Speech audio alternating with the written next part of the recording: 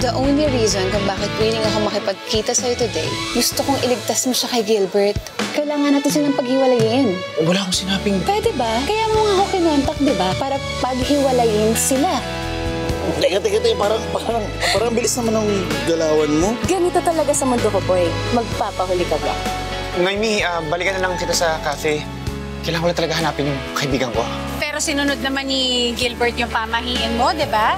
Para kasing may pagka-bad vibes yung pagkaka-propose niya. Surprise! May kasama tayo? Oh my God! Erin Ravina? Girls, get a table for 3, ha? I'll join you. Hoy! Hoy! Anong ginagawa niyo dyan? Kaya ko na! Sorry. Okay. Ano bang gusto mong mangyari, Noemi? Na hindi ka magsisi. Kilala ko siya. Do you? Napahita niya ba yung tungkol dito?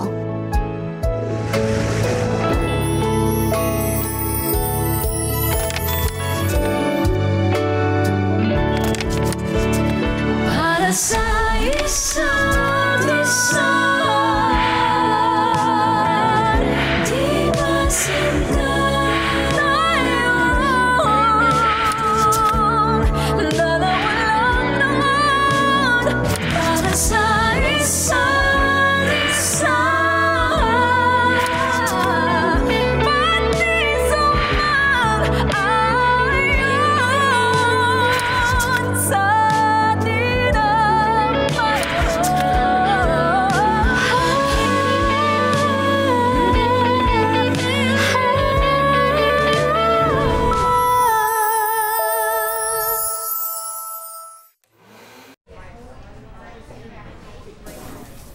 Nakwenta niya ba sa'yo yung tungkol dito?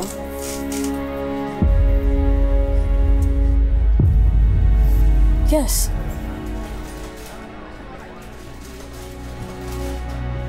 Na self-inflicted siya.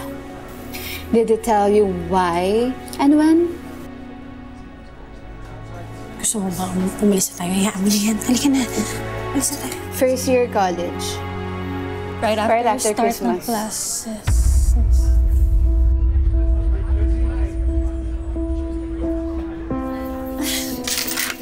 You're lying. Break na kayo ng first sem pa lang because I asked him kung hiwalay na kayo. Bago ako magpaligaw, I asked him. Noong holiday, nag-prepare ako ng dinner for him and for my parents. Steak and some wine. But he did not show up. I waited. I even tried calling him. Pero hindi siya sumasagot. Hanggang sa na-bored yung parents ko, umuwi. And then I opened a second bottle of wine. Finally, dumating siya. He apologized. Sabi niya, nakalimutan niya daw yung dinner. And then 5 nights. 5 nights before Christmas. Nakipaghiwalay siya sa akin. December 20. The day na sinagot ko si Gilbert.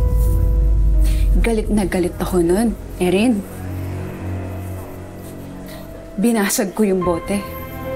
As usual, tinulak niya ako para makaalis. Kinuha ko yung basag na bote. And I beg him. Sabi ko sa kanya, sasaktan ko yung sarili ko oras iwan mo ko. And you know what he did? What he did not do. Yun na yung pigilan ako.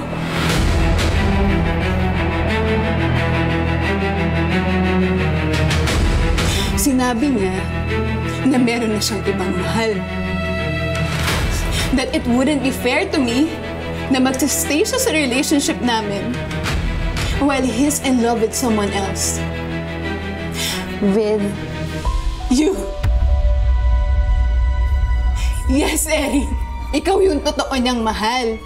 I wasn't even angry at you. I was angry at him. Kasi nangako siya eh.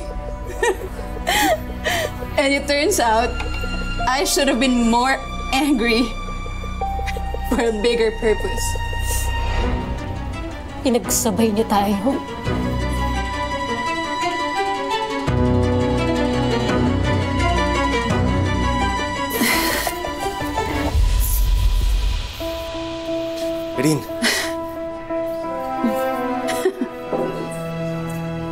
Speaking of the devil,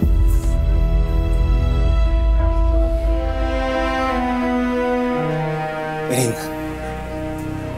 whatever Noemi told you, Kailan kayo naghiwalay ni Noemi? matagal na nangyayari yun eh. Hindi ko na maalala yung exact. Try again, Gilbert.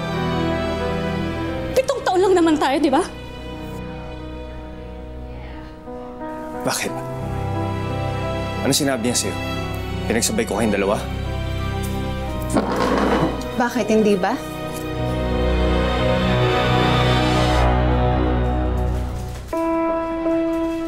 Noemi, alam mo naman talaga si Erin mahal ko, di ba? Pero girlfriend mo pa rin siya noon. And I broke up with her nung naging tayo. Erin, we're about to get married. Makikinig ka sa taong di mo kilala kaysa sa akin? Babe, I deserve more. And I deserve the truth. Paano kita pagkakatiwalaan if you can't be honest with me? You didn't even stop her from hurting herself?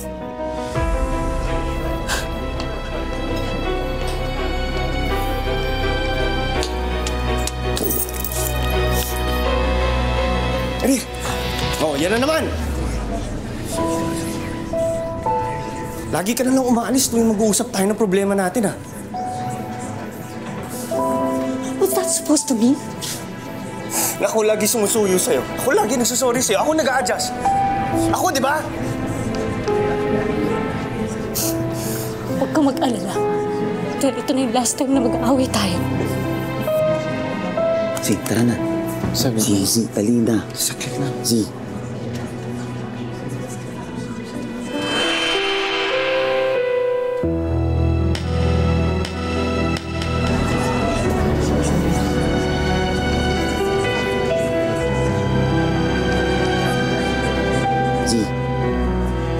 Gawa mo naman yung gusto mong gawin, di ba? Iwalay na sila. Di dapat masaya ka na. Pero yung kwento ni Noemi kasi, hindi nagtutugma eh. Hindi naman yun yung point, Z. Di ba? Ang pasabog, pinagsabay sila. Di ba? Ang weird nga na ngayon na binulgar ni Noemi eh. Ngayon lang niya nalaman. Uy, kasalanan ko to eh. Di ba? Yun naman gusto mo. Para makaporma ka. Pero hindi ko gusto masaktan si Erin. Ano tingin mo mangyayari nung ginawa natin? Pag ginausap ko si Noemi, ano, lalapit lang siya lang, ganyan? Tapos kalmado na yung pag-iwalay si Erin kay Gilbert? Ganun ba? Makakaligaw ka nung warang wala lang? Walang consequences?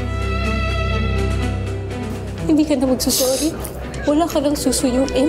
Hindi ka na mag-a-adjust. Dahil tapos na tayo. Naiwan mo ako! Ano ako? Look, Erin, I'm sorry, okay? Breaking up is not the answer. She's just my ex. Malay mo sinisiraan lang niya ako. Malay mo sinisira lang niya Tama na! Whatever her reason is for saying what she said, I don't care. Ang importante sa akin is nagsabi siya ng totoo. Hindi mo man ako bibigyan ng chance to defend myself. Gusto mo ng chance? Well, here's your chance, Gilbert. Iniwan mo ba si Noemi dahil sa akin? Pinagsabay mo ba kami?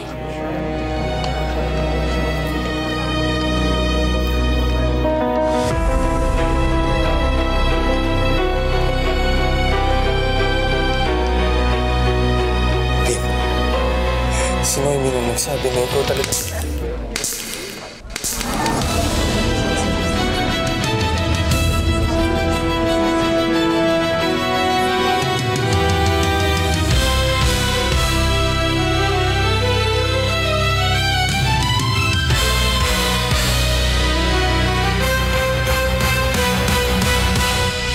Pinagsabay mo ba kami? Rin, si Noemi nung nagsabi na ikaw talaga. Erin! Marami ka nang nasabi, Gilbert. Gilbert, wag mo na siyang habulin. Nakipaghiwalay na siya sa'yo, di ba? Willing naman akong ayusin yung sa atin. Tumimik ka! Kasalanan mo ko eh.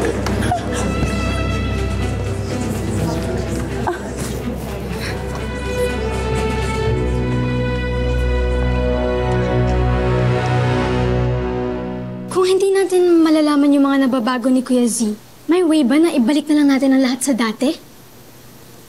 Hindi, kasi kung titingnan mo dito... Teka lang, explain it to me na parang grade 2 ako, ha? Grade 2. Itong kulay na to ay ang buhay ng kuya mo sa original timeline niya.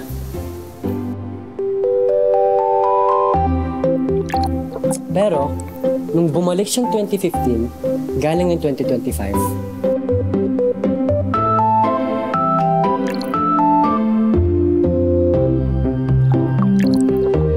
Nagbago ang kulay. So, what if bumalik si Kuya sa simula, sa araw ng kasal nila dapat ni Ma'am Erin? Hindi ba niya pwedeng ibalik yung original na kulay ng buhay niya?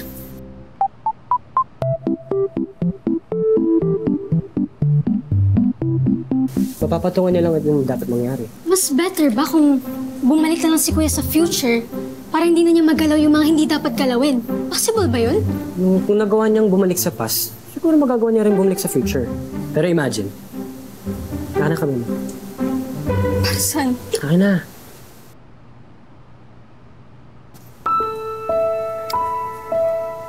Ganito natin na-experience ang time. Kumakapit sa atin mga pinagdadaanan natin na events.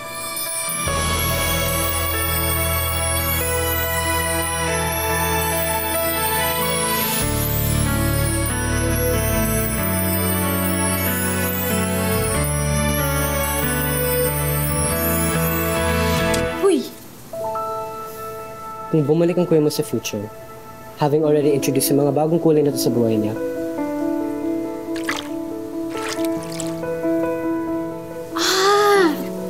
So hindi kakapit yung bagong kulay. hindi niya babalikan yung future na alam niya at wala siyang magiging alam sa future na binago niya. So, magsistay si Kuya sa time na to? At kailangan niya mag-ingat sa mga binabago niya kung ayaw niyang lumalay sitwasyon niya dito. Sabi niyo naman. Wala sa takip.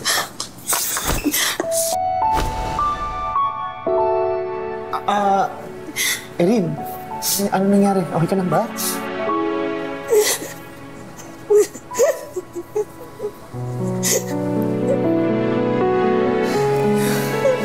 Erin! Erin! Mag-usap tayo! Ilayo mo na si Erin.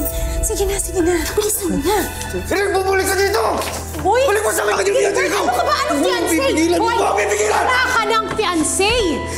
Di mo ba narinig? Wala ka ng fiancé! Hindi ko yung makakapagsabi sa akin yan! Gilbert! Ano ka na ako? Gilbert, pabayaan mo na si Erin.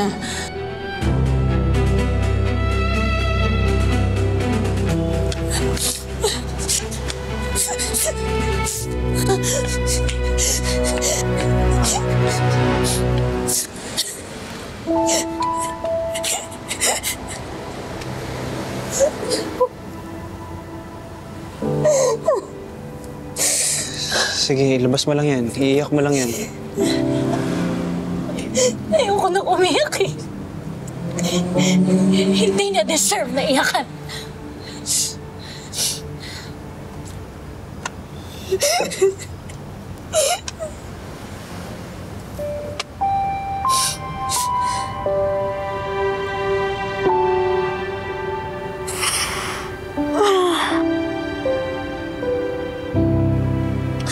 Ang sakit lang na.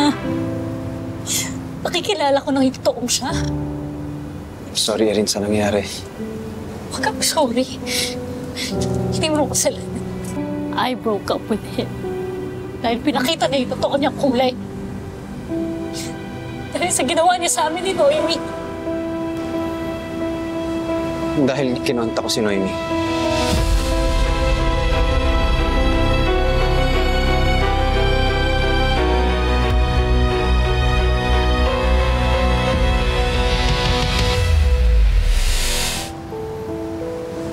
Dahil kinonta ko si Noemi.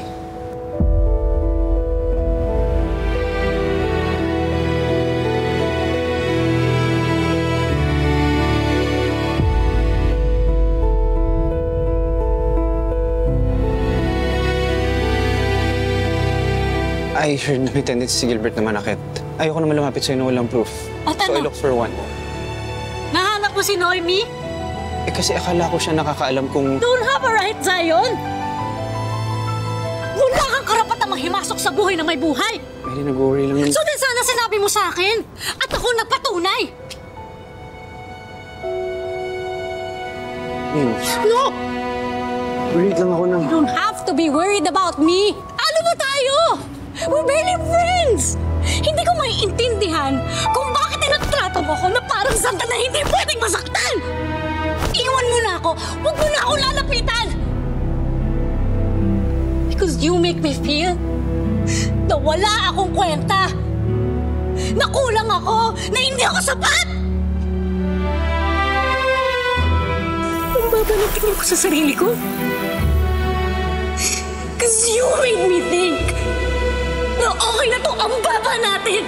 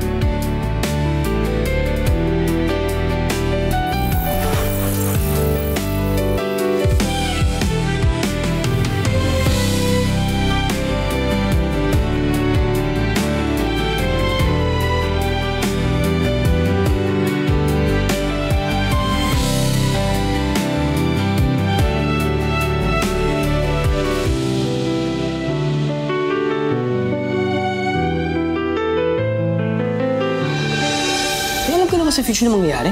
Totoo ba? Ano? Pag nanalo ako, sasama ka sa Comic Con this year.